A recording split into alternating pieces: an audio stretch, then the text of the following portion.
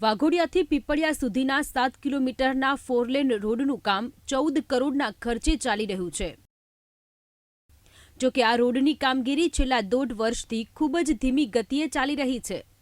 આ રોડ પરનું કામ સમયસર પૂર્ણ ન થતા શહેરીજનો ભારે હાલાકીનો સામનો કરી રહ્યા છે, જેથી ધર્મેન્દ્રસિંહ વાઘેલાએ કોન્ટ્રાક્ટર તુષાર શાહ અને અધિકારી કમલેશ થોરાટને બોલાવીને તેમનો ઉધડો લીધો હતો।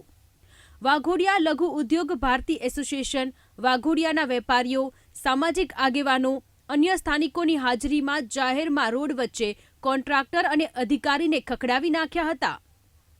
અધૂરા રોડની કામગીરી અને ટુકડે ટુકડે આપેલા ડાયવર્ઝનના કારણે અકસ્માતનો ભય ઊભો થયો છે અને વાહનોની ધૂળની ડમરીઓ અને ખખડધજ રોડના કારણે વાહન ચાલકોને પારાવાર મુશ્કેલી વેઠવાનો વારો આવ્યો હતો, જેના કારણે લોકોએ ભેગા મળી રોડ પર આંદોલન કરવાની ચીમકી આપી હતી, જેથી ધારાસભ્ય ધર્મેન્દ્રસિંહ વાઘેલાએ અધિકારી અને કોન્ટ્રાક્ટરને આડે હાથ લીધા હતા।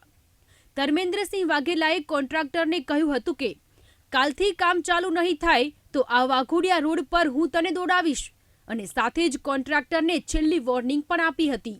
અત્યારે હું તને તમે અત્યારે લખીને આપી દો। આ તને અત્યારે 1 કલાકમાં લખીને આપશે, પછી તું કામ ક્યારે ચાલુ કરે? 2 દિવસ લાગે। તું આજે આમની પાસેથી અત્યારે માંગે તો તારું કામ આજે ને આજે ચાલુ થવું જોઈએ। સર મારી મશીનરી શિફ્ટ થઈ, એટલો ટાઈમ મને 2 દિવસ તો કાલે ચાલુ કરે, પરમ દિવસ ચાલુ થઈ જશે સર। કાલે ચાલુ કરવું છે કે નથી કરવાનું? સેવા કરી દઈશું, ચાલો કાલની તારીખમાં કામ ચાલુ થવું જોઈએ, થઈ જશે। અને આ કામ જે કંઈ અધિકારીની રૂબરૂમાં તારે ચર્ચા કરવી હોય એ કરી લે। કાલથી કામ ચાલુ નહીં થાય તો આ વાઘોડિયા રોડ ઉપર હું તને દોડાવું, બરાબર છે? આ તને છેલ્લી વોર્નિંગ આપું છું, કારણ કે અહીંયાથી કેટલી પબ્લિક નીકળે છે, 14 જણા મરી ગયા છે આ રોડ ઉપર।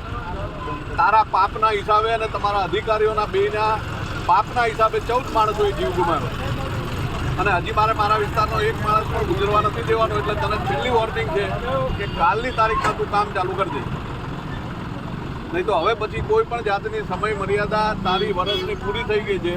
કાલે એ કામ ના ચાલુ કરે તો અને બ્લેકલિસ્ટની પ્રોસેસ ચાલુ કરે। આ રોડ પર 14 લોકોએ રોડની કામગીરીના કારણે જીવ ગુમાવ્યા છે, એટલે આ ક્યારેય ચલાવી ન લેવાય, જેથી ધારાસભ્યએ અધિકારી અને કોન્ટ્રાક્ટરને વહેલી તકે આ રોડનું કામ પૂર્ણ કરવાની સૂચના આપી હતી। ધારાસભ્યએ તો વોર્નિંગ આપી દીધી, ત્યારે હવે આ રોડનું કામ ક્યારે પૂર્ણ કરી શહેરીજનોની સુવિધામાં વધારો કરાશે તે જોવું રહ્યું।